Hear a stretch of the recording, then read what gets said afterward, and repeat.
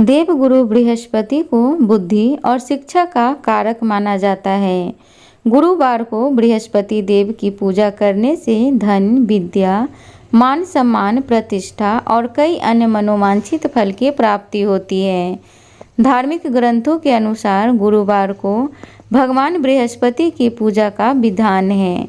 गुरुवार के दिन व्रत और कथा सुनने से घर परिवार में सुख समृद्धि बनी रहती है।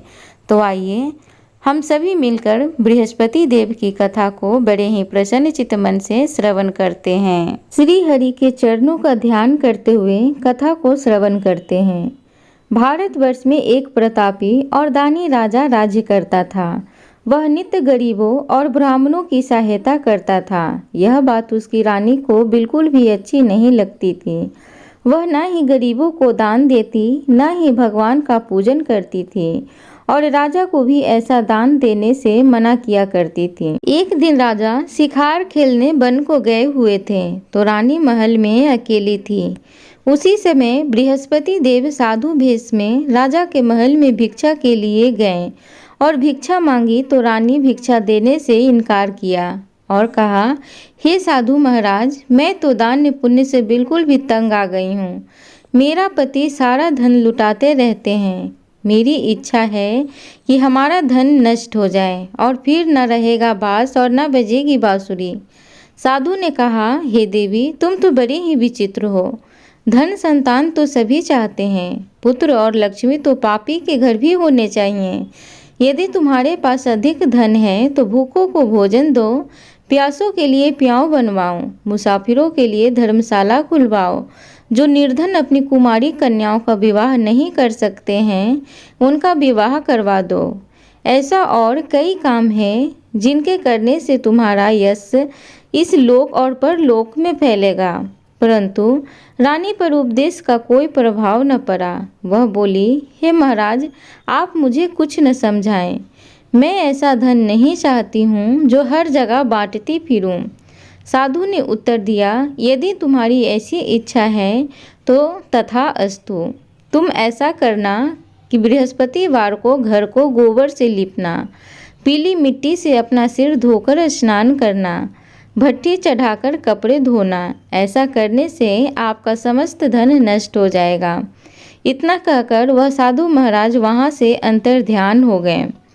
साधु के अनुसार कई बातों को पूरा करते हुए रानी को केवल 3 बृहस्पतिवार ही बीते थे कि उसकी समस्त धन संपत्ति नष्ट हो गई। भोजन के लिए राजा का परिवार तरसने लगा। तब एक दिन राजा ने रानी से बोला कि हे रानी, तुम यहीं रहो, मैं दूसरे देश को जाता हूँ, क्योंकि यहाँ पर सभी लोग मुझे जानते हैं, इसलिए मैं कोई छोटा कार्य नहीं कर सकता। ऐसा कहकर राजा प्रदेश चला गया। वहाँ वह जंगल से लकड़ी काट कर लाता और शहर में बेचता। इस तरह वह अपना जीवन व्यतीत करने लगा। इधर राजा के परदेसी जाते ही रानी और दासी दुखी रहने लगी। एक बार जब रानी और दासी को 7 दिन तक बिना भोजन के रहना पड़ा तो रानी ने अपनी दासी से कहा कि हे दासी, पास ही के नगर में मेरी बहन रहती है। वह बड़ी ही धन्यवान है, तो उसके पास जा और कुछ ले आ, ताकि थोड़ी बहुत गुजर बसर हो जाए। दासी रानी की बहन के पास गई। उस दिन गुरुवार का दिन था। रानी की बहन उस समय बृहस्पतिवार की व्रत कथा सुन रही थी। दासी ने रानी की बहन को अपनी रानी का संदेश दिया, लेकिन रानी की बड़ी बहन ना तो कोई उत्तर दिया और ना ही वह उठी। जब दासी को रानी की बहन से कोई उत्तर न मिला तो वह बहुत दुखी हुई और उसे क्रोध भी आया। दासी ने वापस आकर रानी को सारी बात बता दी। यह सुनकर रानी ने अपने भाग्य को कोसा। उधर रानी की बहन ने सोचा कि मेरी बहन की दासी आई थी, परंतु मैं उससे नहीं बोली, इससे वह बहुत दुखी हुई होगी। कथा सुनकर और पूजन समाप्त करके वह अपनी बहन के घर आई और कहने लगी, हे बहन, मैं बृहस्पतिवार का व्रत कर रही थी। तुम्हारी दासी मेरे घर आई थी, परंतु जब तक कथा होती है तब तक तो ना उठते हैं और ना ही बोलते हैं, इसलिए मैं नहीं बोली। कहो बहन, क्यों गई थी? रानी बोली, हे बहन, तुमसे मैं क्या छिपाऊं, हमारे घर में खाने तक का अनाज नहीं था। ऐसा कहते कहते रानी की आंखें भर आईं। उसने दासी समेत पिछले 7 दिनों से भूखे रहने तक की बात अपनी बहन को विस्तार पूर्वक सुना दी। रानी की बहन बोली, देखो बहन, भगवान बृहस्पति देव सबकी मनोकामनाओं को पूर्ण करते हैं। देखो, शायद तुम्हारे घर में अनाज रखा होगा। पहले तो रानी को विश्वास नहीं हुआ, पर बहन के आग्रह करने पर उसने अपनी दासी को अंदर भेजा तो उसे सचमुच अनाज से भरा एक घड़ा मिल गया। यह देखकर दासी को बड़ी हैरानी हुई। दासी रानी से कहने लगी कि हे रानी, जब हमको भोजन नहीं मिलता तो हम व्रत ही तो करते हैं, इसलिए क्यों न इनसे व्रत और कथा की विधि पूछ ली जाए ताकि हम भी व्रत कर सकें। तब रानी ने अपनी बहन से बृहस्पतिवार के व्रत के बारे में पूछा। उसकी बहन ने बताया, बृहस्पतिवार के व्रत में चने की दाल और मुनक्का से विष्णु भगवान का केले की जड़ में पूजन करें तथा दीपक जलाएं, व्रत कथा सुने और पीला भोजन ही करें। इससे बृहस्पति देव प्रसन्न होते हैं। व्रत और पूजन विधि बताकर रानी की बहन अपने घर को लौट गई। 7 दिन बाद जब गुरुवार आया तो रानी और दासी ने व्रत रखा। घुड़साल में जाकर चना और गुड़ ले आई, फिर उससे केले की जड़ में तथा विष्णु भगवान का पूजन किया। अब पीला भोजन कहाँ से आए, इस बात को लेकर दोनों बहुत दुखी थे। चूँकि उन्होंने व्रत रखा था, इसलिए बृहस्पति देव उनसे प्रसन्न थे। इसलिए वे एक साधारण व्यक्ति का रूप धारण करके 2 थालों में सुंदर पीला भोजन दासी को दे गए। भोजन पाकर दासी प्रसन्न हुई और फिर रानी के साथ मिलकर भोजन ग्रहण किया। उसके बाद वे सभी गुरुवार को व्रत और पूजन करने लगे। बृहस्पति भगवान की कृपा से उसके पास फिर से धन संपत्ति आ गई, परंतु रानी फिर से पहले की तरह आलस्य करने लगी। तब दासी बोली, देखो रानी, तुम पहले भी इसी प्रकार आलस्य करती थी। तुम्हें धन रखने में कष्ट होता था, इस कारण सभी धन नष्ट हो गया, और अब जब भगवान बृहस्पति की कृपा से धन मिलता है तो तुम्हें फिर से आलस्य होता है। रानी को समझाते हुए दासी कहती है कि बड़ी मुसीबतों के बाद हमने यह धन पाया है, इसलिए हमें दान पुण्य करना चाहिए, भूखे मनुष्यों को भोजन कराना चाहिए और धन को शुभ कार्यों में खर्च करना चाहिए, जिससे तुम्हारे कुल का यश बढ़ेगा, स्वर्ग की प्राप्ति होगी और पितृ प्रसन्न होंगे। दासी की बात मानकर रानी अपना धन शुभ कार्यों में खर्च करने लगी, जिससे पूरे नगर में उसका यश फैलने लगा। उधर एक दिन राजा दुखी होकर जंगल में एक पेड़ के नीचे आसन जमाकर बैठ गया। वह अपनी दशा को याद करके व्याकुल होने लगा। बृहस्पतिवार का दिन था। एकाएक उसने देखा कि निर्जन वन में एक साधु प्रकट हुए। वह साधु भेष में स्वयं बृहस्पति देवता थे। लकड़हारे के सामने आकर बोले, हे लकड़हारे, इस सुनसान जंगल में तू चिंता मगन क्यों बैठा है? लकड़हारे ने दोनों हाथ जोड़कर प्रणाम किया और उत्तर दिया, हे महात्मा जी, आप सब कुछ जानते हैं, मैं क्या कहूँ? यह कहकर रोने लगा और साधु को अपनी आत्मकथा सुनाई। महात्मा जी ने कहा, तुम्हारी स्त्री ने बृहस्पति के दिन बृहस्पति भगवान का निरादर किया है, जिसके कारण रुष्ट होकर उन्होंने तुम्हारी यह दशा कर दी है। अब तुम चिंता को दूर करके मेरे कहने पर चलो तो तुम्हारे सब कष्ट दूर हो जाएंगे और भगवान पहले से भी अधिक संपत्ति देंगे।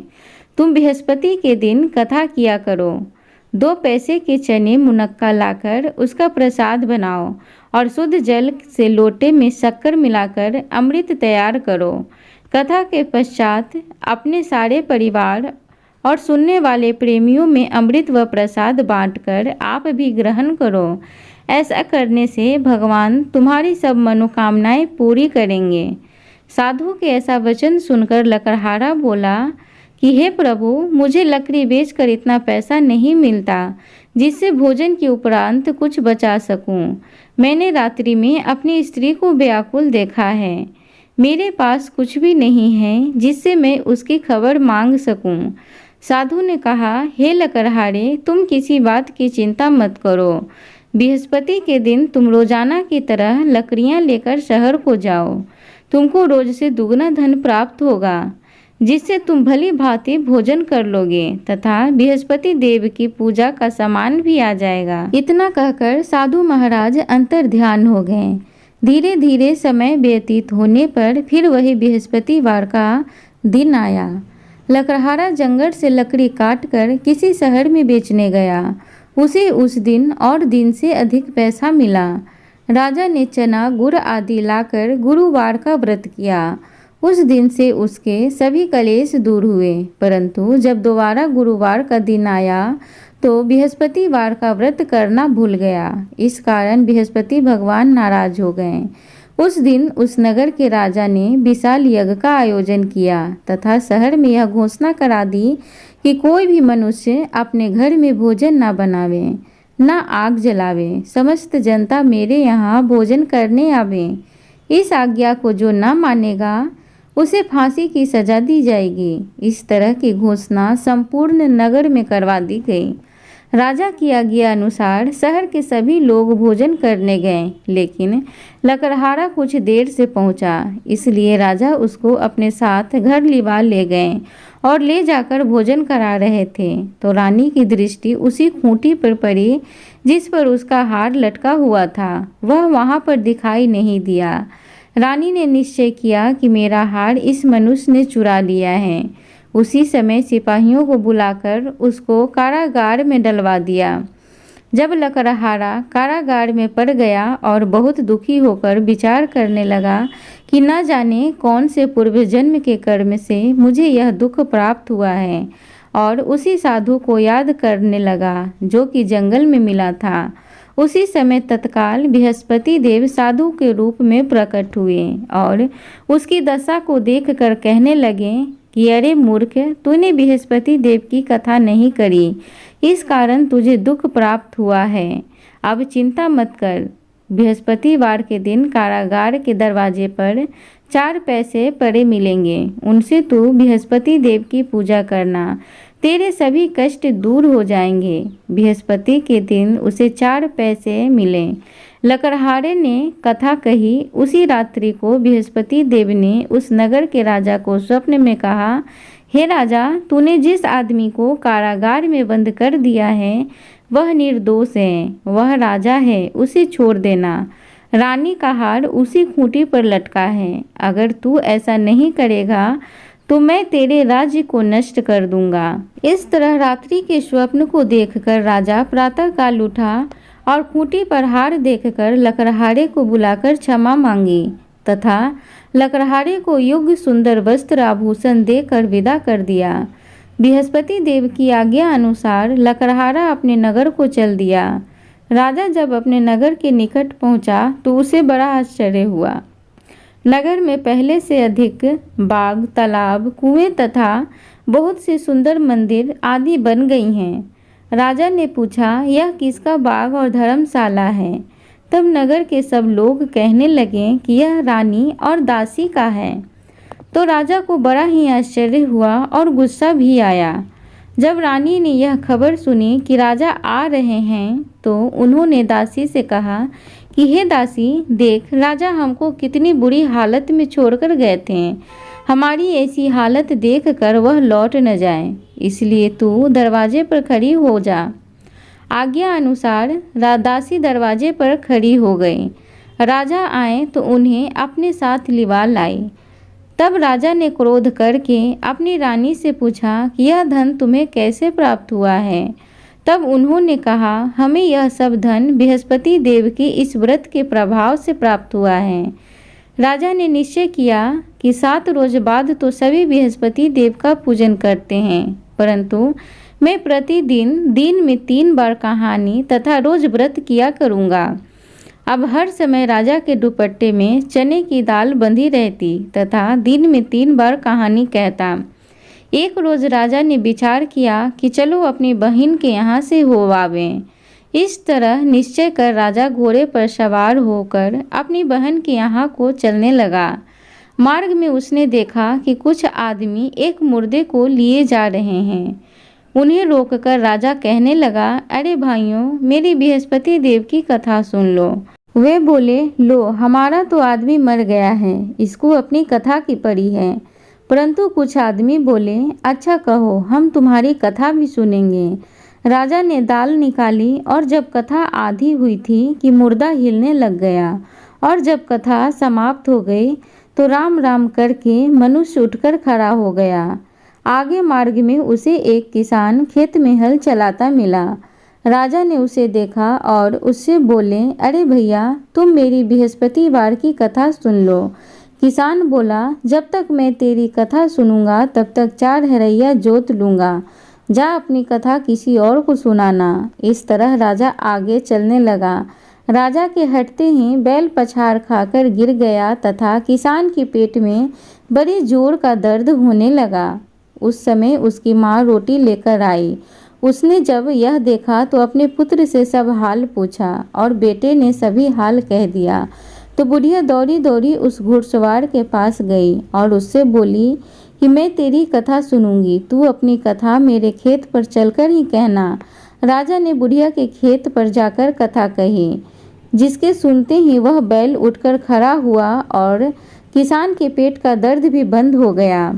राजा अपनी बहन के घर पहुंचा। बहन ने भाई की खूब मेहमानी की। दूसरे रोज प्रातःकाल राजा जगा तो वह देखने लगा कि सब लोग भोजन कर रहे हैं। राजा ने अपनी बहन से कहा कि ऐसा कोई मनुष्य है जिसने भोजन नहीं किया हो, मेरी बृहस्पतिवार की कथा सुन ले। बहन बोली, हे भैया, यह देश ऐसा ही है कि पहले यहाँ लोग भोजन करते हैं, बाद में अन्य काम करते हैं। अगर कोई पड़ोस में है तो मैं देखाऊं। वह ऐसा कहकर देखने चली गई, परंतु उसे कोई ऐसा व्यक्ति नहीं मिला जिसने भोजन न किया हो। अतः वह एक कुम्हार के घर गई जिसका लड़का बीमार था। उसे मालूम हुआ कि उनके यहाँ 3 रोज से किसी ने भोजन नहीं किया है। रानी ने अपने भाई की कथा सुनने के लिए कुम्हार से कहा। वह तैयार हो गया। राजा ने जाकर बृहस्पतिवार की कथा कही, जिसको सुनकर उसका लड़का ठीक हो गया। अब तो राजा की प्रशंसा होने लगी। एक रोज राजा ने अपनी बहन से कहा कि हे बहन, हम अपने घर को जाएंगे, तुम भी तैयार हो जाओ। राजा की बहन ने अपनी सास से कहा। सास ने कहा, हाँ चली जा, परंतु अपने लड़कों को मत ले जाना, क्योंकि तेरे भाई के कोई औलाद नहीं है। बहन ने अपने भैया से कहा, हे भैया, मैं तो चलूँगी पर कोई बालक नहीं जाएगा। राजा बोला, जब कोई बालक नहीं चलेगा तब तुम ही क्या करोगी चल के। बड़ी दुखी मन से राजा अपने नगर को लौट आया। राजा ने अपनी रानी से कहा कि हम निर्वंशी हैं, हमारा मुख देखने का धर्म नहीं है और कुछ भोजन आदि नहीं किया। रानी बोली, हे प्रभु, बृहस्पति देव ने हमें सब कुछ दिया है, वह हमें औलाद भी अवश्य देंगे। उसी रात को बृहस्पति देव ने राजा से स्वप्न में कहा, हे राजा, उठ, सभी सोच त्याग दे, तेरी रानी गर्भ से है। राजा को यह बात सुनकर बड़ी खुशी हुई। 9वें महीने में उसके गर्भ से एक सुंदर पुत्र पैदा हुआ। तब राजा बोला, हे रानी, स्त्री बिना भोजन के रह सकती है, पर बिना कहे नहीं रह सकती। जब मेरी बहन आवे तुम उससे कुछ मत कहना। रानी ने सुनकर हाँ कर दिया। जब राजा की बहन ने यह शुभ समाचार सुना तो वह बहुत खुश हुई तथा बधाई लेकर अपने भाई के यहाँ आई। तभी रानी ने कहा, घोड़ा चढ़कर तो आई नहीं, गधा चढ़ी आई। राजा की बहन बोली, भाभी, मैं इस प्रकार न कहती तो तुम्हें औलाद कैसे मिलता। बृहस्पति देव ऐसे ही हैं, जैसे जिसके मन में कामनाएं हैं सभी को पूर्ण करते हैं। जो सद्भावना पूर्वक बृहस्पतिवार का व्रत करता है एवं कथा पढ़ता है अथवा सुनता है और दूसरों को सुनाता है, बृहस्पति देव उसकी सभी मनोकामनाएं पूर्ण करते हैं। भगवान बृहस्पति देव उसकी सदैव रक्षा करते हैं। संसार में जो मनुष्य सद्भावना से भगवान जी की पूजन व व्रत सच्चे हृदय से करते हैं तो उनकी सभी मनोकामनाएं पूर्ण करते हैं। जैसे सच्ची भावना से रानी और राजा ने उनकी कथा का गुणगान किया तो उनकी सभी इच्छाएं बृहस्पति देव जी ने पूर्ण की थी। इसलिए पूर्ण कथा सुनने के बाद प्रसाद लेकर जाना चाहिए। हृदय से उनका मनन करते हुए जयकारा बोलना चाहिए। बोलो बृहस्पति देव की जय, भगवान विष्णु की जय। प्रिय, एक अन्य कथा के अनुसार प्राचीन काल में एक ब्राह्मण रहता था।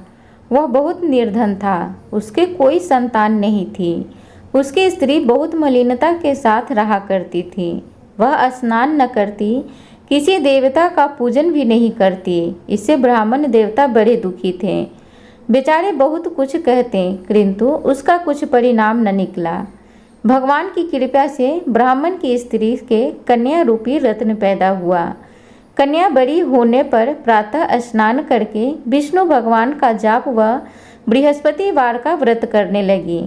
अपने पूजन पाठ को समाप्त करके विद्यालय जाती तो अपनी मुट्ठी में जौ भर के ले जाती और पाठशाला मार्ग में डालती जाती। तब ये जौ स्वर्ण के हो जाते। लौटते समय उनको बिनकर घर ले आती। एक दिन वह बालिका सूप में उस सोने के जौ को फटककर साफ कर रही थी कि उसके पिता ने देख लिया और कहा, हे बेटी, सोने के जौ के लिए सोने का सूप होना चाहिए। दूसरे दिन बृहस्पतिवार था। इस कन्या ने व्रत रखा और बृहस्पति देव से प्रार्थना करके कहा, मैंने आपकी पूजा सच्चे मन से की हो तो मेरे लिए सोने का सूप दे दो। बृहस्पति देव ने उसकी प्रार्थना स्वीकार कर ली। रोजाना की तरह वह कन्या जौ फैलाती हुई जाने लगी। जब लौटकर जौ बिन रही थी तो उसे बृहस्पति देव की कृपा से सोने का सूप मिला। उसे वह घर ले आई और उसमें जौ साफ करने लगी, परंतु उसकी माँ का वही ढंग रहा। एक दिन की बात है, वह कन्या सोने के सूप में जौ साफ कर रही थी। उस समय उस शहर का राजपुत्र वहां से होकर निकला। इस कन्या के रूप और कार्य को देखकर मोहित हो गया तथा अपने घर जाकर भोजन तथा जल त्याग कर उदास होकर लेट गया।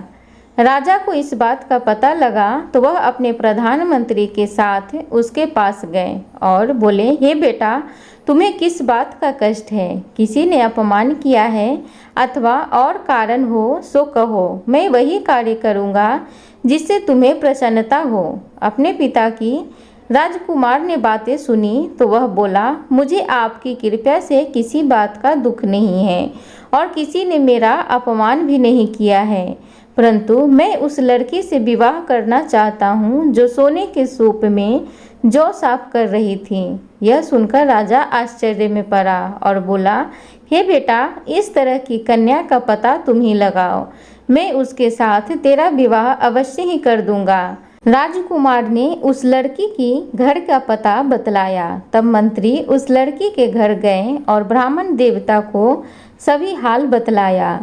ब्राह्मण देवता राजकुमार के साथ अपनी कन्या का विवाह करने के लिए तैयार हो गए तथा विधि विधान के अनुसार ब्राह्मण की कन्या का विवाह राजकुमार के साथ हो गया। कन्या के घर से जाते ही पहले की भांति उस ब्राह्मण देवता के घर में गरीबी का निवास हो गया। अब भोजन के लिए भी अन्न बड़ी मुश्किल से मिलता था। एक दिन दुखी होकर ब्राह्मण देवता अपनी पुत्री के पास गए। बेटी ने पिता की दुखी अवस्था को देखकर अपनी माँ का हाल पूछा। तब ब्राह्मण ने सभी हाल कहा। कन्या ने बहुत सा धन देकर अपने पिता को विदा कर दिया। इस तरह ब्राह्मण का कुछ समय सुखपूर्वक व्यतीत हुआ। कुछ दिन बाद फिर वही हाल हो गया। ब्राह्मण फिर अपनी कन्या के यहाँ गया और सारा हाल कहा तो लड़की बोली, हे पिताजी, आप माता जी को यहाँ लिवा लाओ, मैं उसे विधि बता दूंगी जिससे गरीबी दूर हो जाए। वह ब्राह्मण देवता अपनी स्त्री को साथ लेकर पहुँचे तो अपनी माँ को समझाने लगी, हे माँ, तुम प्रातःकाल प्रथम स्नान आदि करके विष्णु भगवान का पूजन करो तो सब दरिद्रता दूर हो जाएगी। परंतु उसकी माँ ने एक भी बात नहीं मानी और प्रातःकाल उठकर अपनी पुत्री के बच्चों का जूठन को खा लिया। इससे उसकी पुत्री को बहुत गुस्सा आया और एक रात को कोठरी से सभी सामान निकाल दिया और अपनी माँ को उसमें बंद कर दिया। प्रातःकाल उसे निकाला तथा स्नान आदि करा के पाठ करवाया तो उसकी माँ की बुद्धि ठीक हो गई और फिर प्रत्येक बृहस्पतिवार को व्रत रखने लगी। इस व्रत के प्रभाव से उसके माँ बाप बहुत ही धन्यवान और पुत्रवान हो गए और बृहस्पति देव के प्रभाव से इस लोक में सुख भोग कर स्वर्ग को प्राप्त हुए। सब बोलो विष्णु भगवान की जय, बोलो बृहस्पति देव की जय। प्रिय भक्तगण, आप सबसे उम्मीद करूंगी आज की बृहस्पति देव की कथा आप सबको अच्छी लगी हो, तो कृपया चैनल को जरूर से जरूर सब्सक्राइब करें, वीडियो को लाइक करें, कमेंट बॉक्स में हरि नाम का जयकारा जरूर लगाएं। धन्यवाद।